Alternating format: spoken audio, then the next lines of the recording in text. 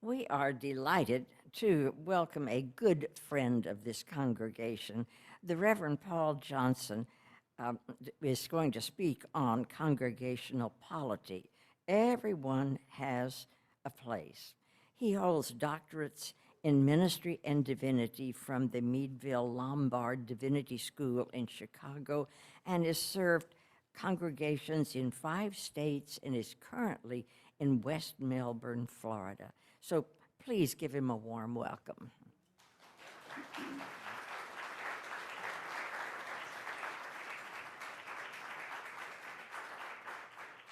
Thank you so much, Sharon. At the Unitarian Universalist General Assembly in Chicago in 1963, the prime business resolution before the body was a proposal by various ministers from the South who saw that there was still some segregation in some of the congregations in the South. And so they proposed an amendment to the UUA bylaws which would support their efforts to eliminate that segregation.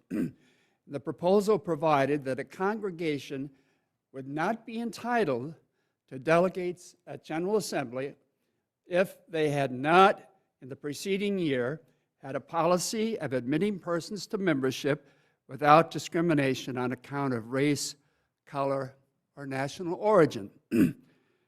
Now, how many, if you were a delegate in that year, would have voted for that bylaw change? No discrimination.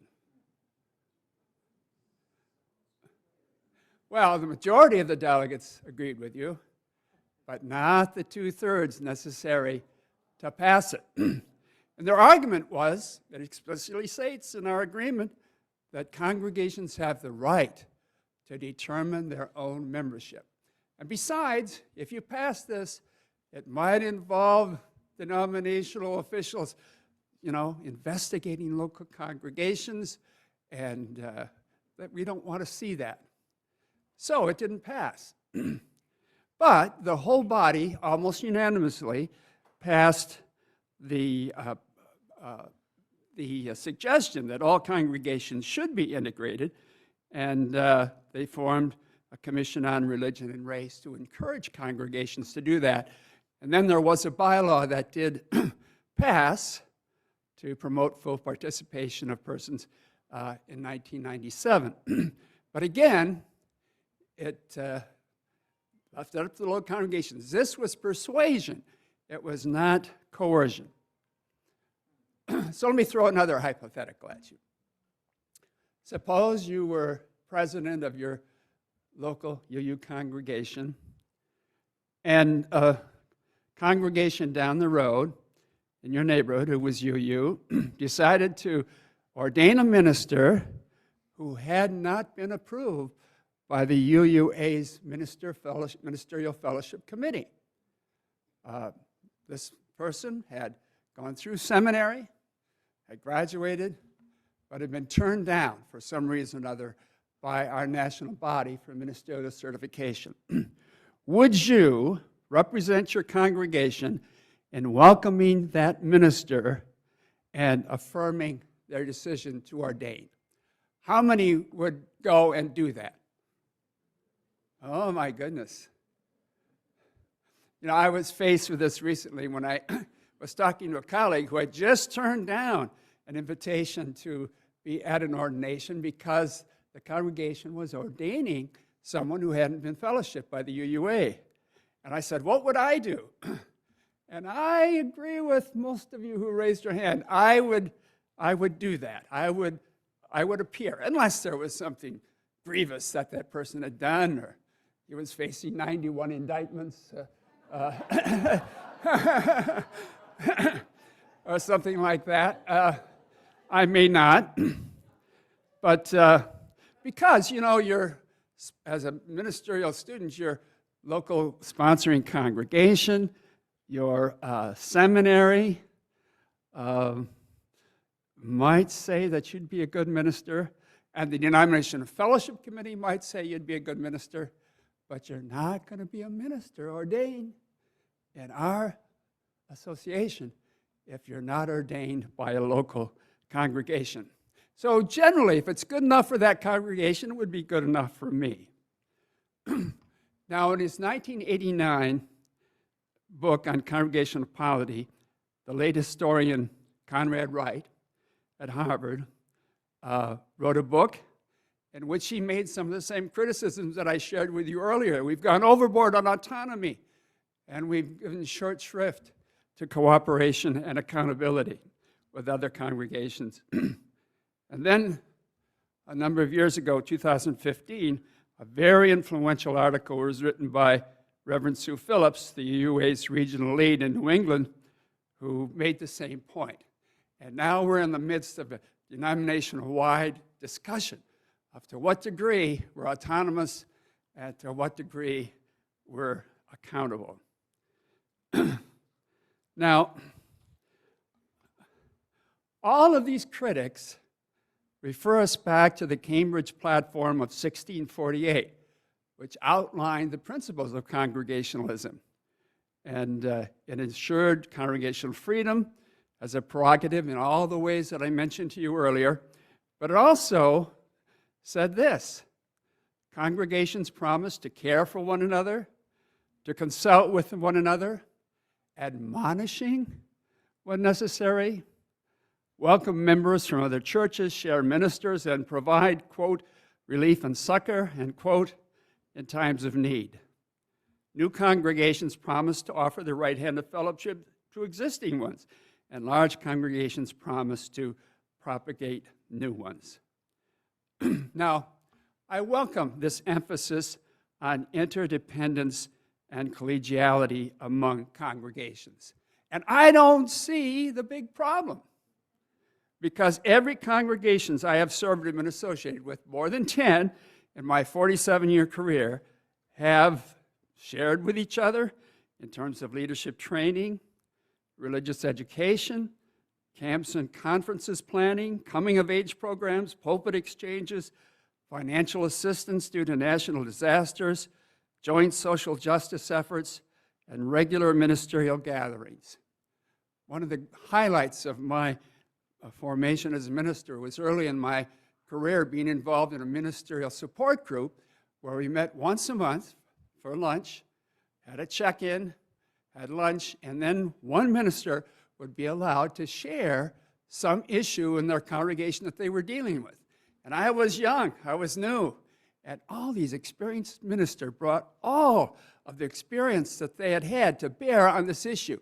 I learned more in that, I think, in some respects, than I did in seminary. Now, at one point, I was asked to mediate a conflict in a neighboring congregation successfully. I do not recall any admonishing going on a formal level among congregations, but I have seen it going on between representatives of the UUA and member congregations, not in the intent of dismissing a congregation from the UUA or punishing them, but to acquaint them with best practices in a particular situation they were dealing with.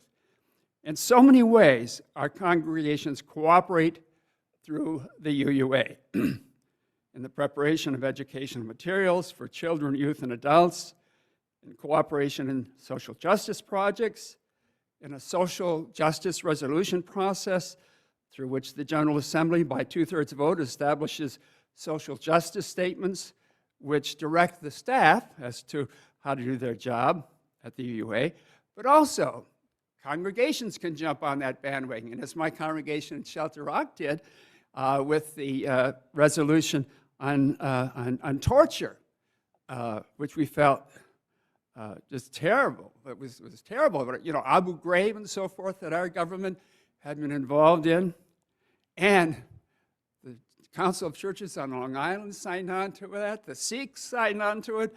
The Jewish congregation signed on to it. And as a group, we met with our representative to Congress saying, well, when Obama takes office, we want you to give him our message.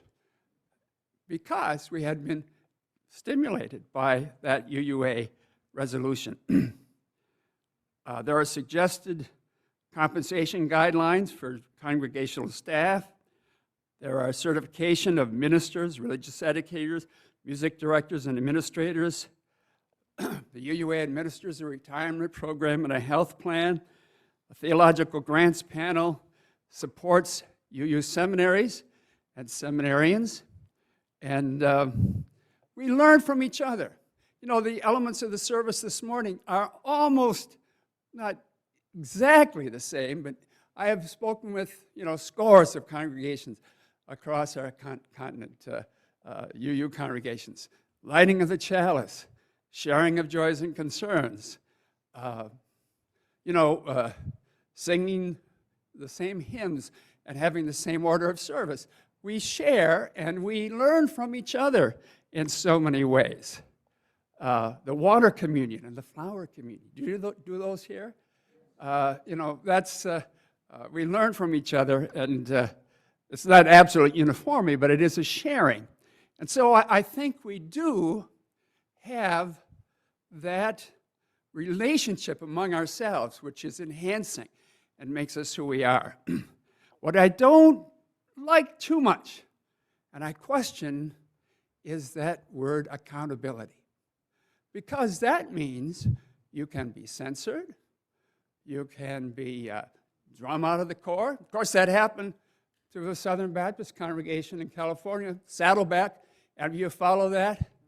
Rick Warren, famous minister, stood at their convention a couple of years back because they were being drummed out of the Southern Baptist Convention because they had ordained women.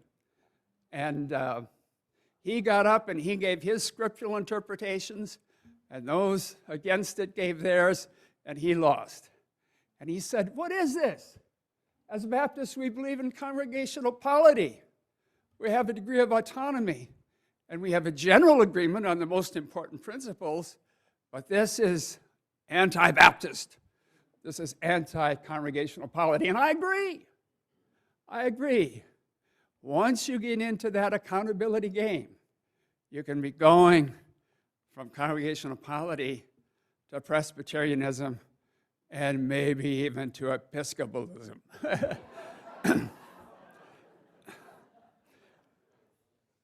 And I must say, I've encouraged financial support of the congregation, of the UUA and all of my congregations, as well as of our seminaries for our ministry. But the important point here is persuasion and not coercion. And I'm very much in favor of congregational polity, where everyone has a voice. Each of you here today have a voice. You can't be silenced. But in my 47 years of ministry, 47 years, I'll celebrate this coming Thursday.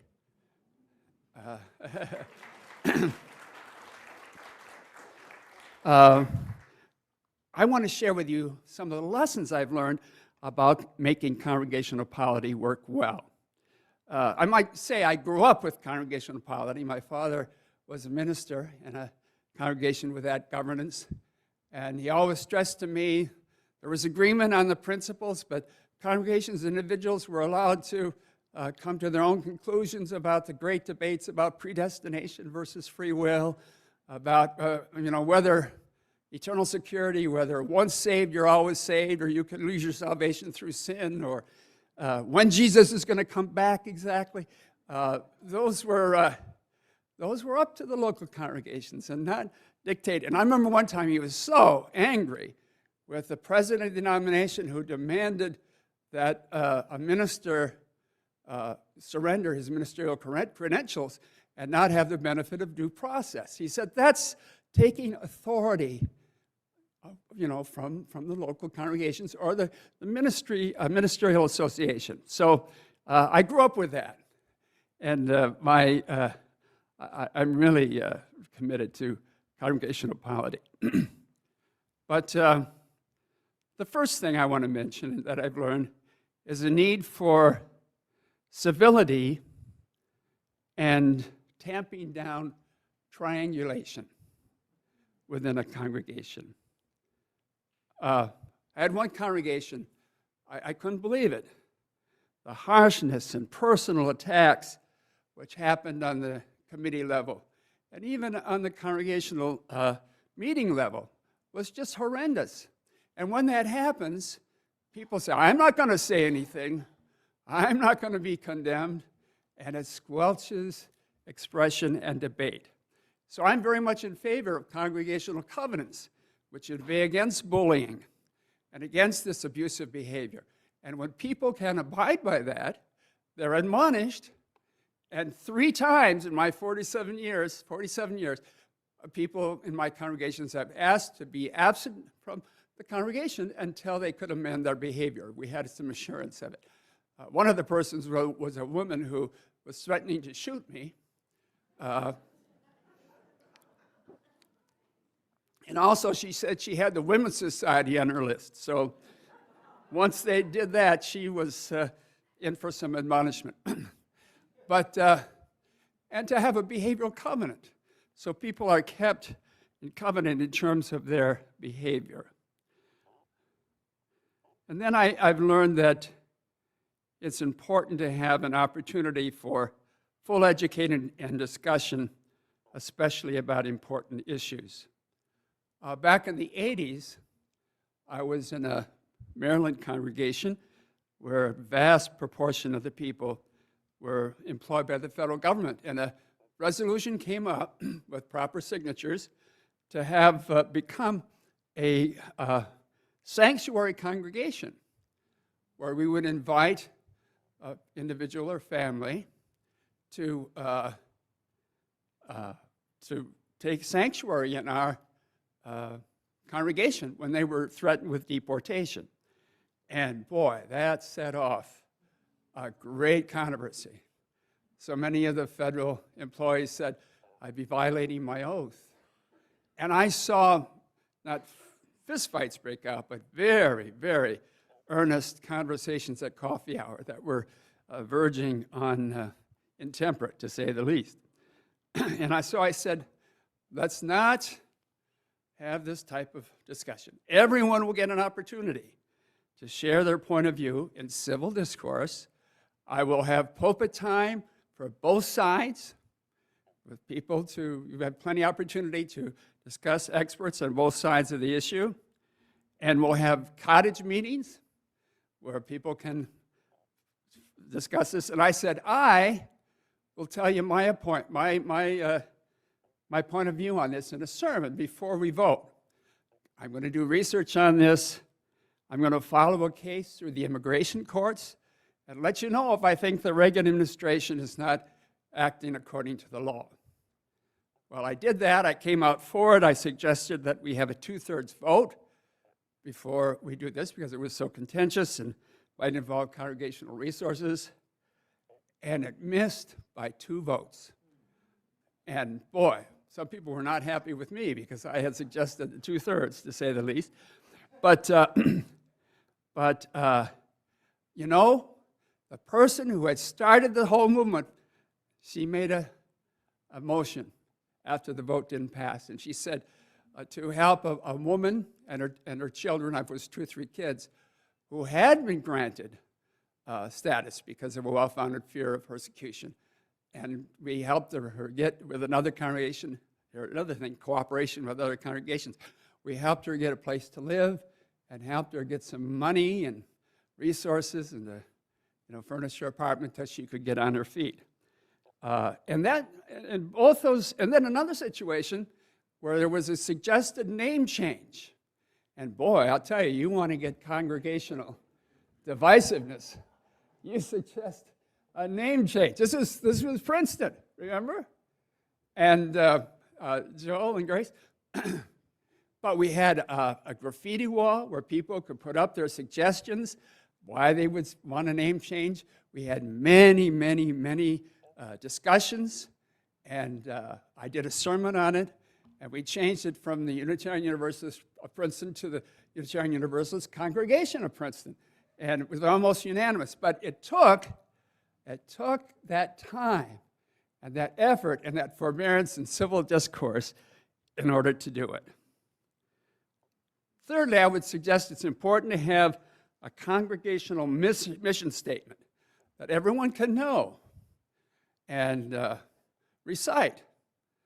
Short, sweet, and then to do long-range planning to carry out that mission statement.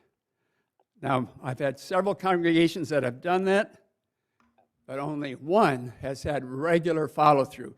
You get this plan made, and then it's forgotten in the hurly-burly of everyday business.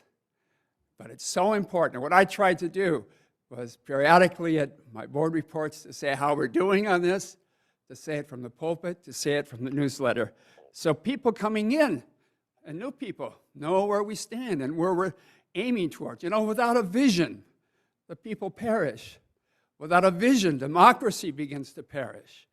And I was so impressed, Lois, with your interdenominational efforts, you know, to set a goal every year that you work on and then you should report on with your work with other congregations. And that's so important.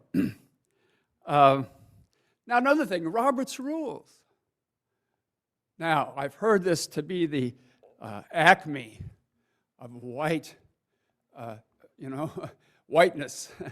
And so many people say they think it's just ridiculous. We should work on consensus and not on Robert's Rules.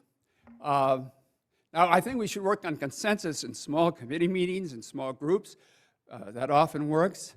But I don't think it really often works in some momentous decisions that a congregation is making. And Robert's Rules is a wonderful way in order to come to a decision with guarding the rights of both the majority and the minority.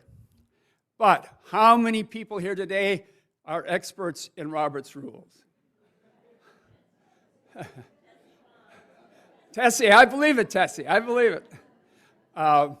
In each of my congregations, I've done workshops on Robert's Rules with a handy little guide for people to bring to congregational meetings. And even some pointers, you know, for some of the simple things that are not so simple to folks. How to amend a motion, how to close debate, how to raise a point of order, those types of things. But the important thing is that Robert's Rules is not necessarily the best way to gain full participation and ideas. You've got to be a committee of the whole where you aren't bound by a particular motion. That's why it's important, you know, not to cram too much in a particular meeting, but to give opportunity as a committee of whole to discuss it so people can give their point of view and they can learn. And then you go into a decision-making process using Robert's Rules. Another thing important is knowing the relationship between the minister and the congregation in congregational polity. When I went off to study at Meadville Lombard Theological School, our UU school in Chicago, the first meeting we had in the orientation process was with the president, Malcolm Sutherland. And he started with a story. He said there was a mother and her young son who went to an ordination service at a UU church. And the boy would ask, "What's going on now, Mom?" And see, well, this is a charge to the congregation. A minister from a neighboring congregation is telling and sharing with this congregation how they should treat this new minister as he comes to them. It was a he in the way he used it then. And then he'd say, "What's happening now?" "Well, this is a charge to the minister. How this minister should relate to this congregation." And then, all of a sudden, the minister to be ordained got up in front and knelt down, and all the other ministers got up and gathered around and put their hands on his shoulder and his head. And the little boy said, "What's happening now, Mommy?" She said, "They're taking out his spine."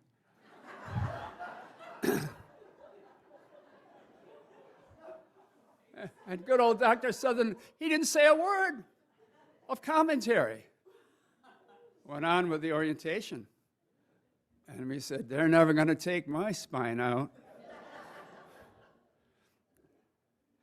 the final story he shared with us as he left the presidency was, he said, you know, being a seminary president is like being a minister.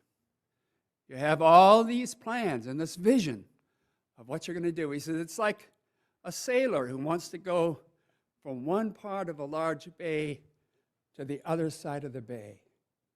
But you know, you never can go directly there. You have to come about. There are changes in the weather. There are changes in the currents. There are changes in the winds. And eventually, you might not get exactly where you're going, but you'll get to that other side if you have diligence. He said, that's what ministry is all about. So in my ministry, I've been guided by those two metaphors. How can I keep my spine while sailing? Because you're never going to get exactly your vision, and your vision may change as you interact with other parishioners, but you're called to keep sailing. And so what does it mean for a minister and one's spine? Well, you're in a different relationship to the congregation, your source of income, than you are to these other forms of governance. I remember once talking to a Methodist minister who had full fellowship as an elder in a Methodist church, and he said to me, well, if this settlement doesn't work out, I'm assured of a position someplace else. Not so with the UUA. There's no safety net. Now, most of the contracts that are signed these days say that you get 1 month of severance for every year of service. But what if the first 2 years it doesn't work? And they vote you out, or you decide you can't stay there. You're not assured of another job, and the whole settlement process takes a long time. How are you going to pay that new mortgage? How are you going to pay your educational debt? So there's that relationship of keeping your spine when your actual survival is at stake. How many of you realize that? Yeah. So there's that tension, and there's that sense that's always there, that's not there in the same way if you're relying on a bishop to bail you out, right? So that's important to know, I think, for all of us. That you want to keep your spine, but you also realize sailing across that bay, you have to make compromises. And it makes the minister somewhat of a politician, right? And some people don't like that, but it's true.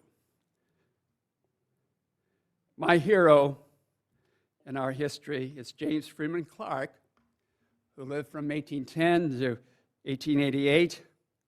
He spent some time on the frontier in Louisville, starting a congregation, and then went back to Boston to start his own congregation, the Church of the Disciples.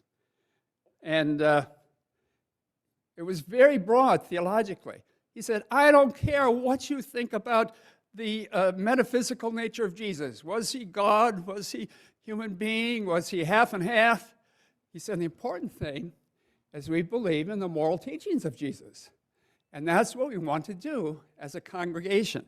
And people said, a congregation formed in that way is not going to work. But it was a tremendously successful congregation with hundreds of members. He had a social principle of voluntarism. They eliminated the pew rental system so everyone could come and sit, in their chosen spot without having to pay a certain amount of rent each year for their pew, a voluntary system. And he made the congregation a community of moral discourse. You just don't come on Sunday mornings and sit in your pew and go home. You have meetings during the week, sort of precursor of our small group ministry programs, where you share with others. He was counted as a transcendentalist, but he didn't believe only in intuition as our guide. He said we have to consult tradition. We have to consult our personal experience, the experience of others, and use of reason with a community of moral discourse where we learn from each other. And our understandings are broadened and sharpened, and our commitment is increased. That's the wonderful thing about our congregational polity, where we're encouraged to have that community of moral discourse. And in terms of social justice, they studied the issues and then decided on what to take in terms of action, in terms of founding a hospital, in terms of providing a retirement home for retired African-American domestic workers, and so on and so forth. And it was a remarkable congregation that in fact, I did a series of lectures, of men's lectures on James Furman Clark back in 2010 for the men's lectures. If you want to read those lectures, just go on to menslectures.org and MINNS, and you can find out about this remarkable Unitarian minister at the time. So I want to close again with the reading I gave you earlier about what's best in us, about our tradition.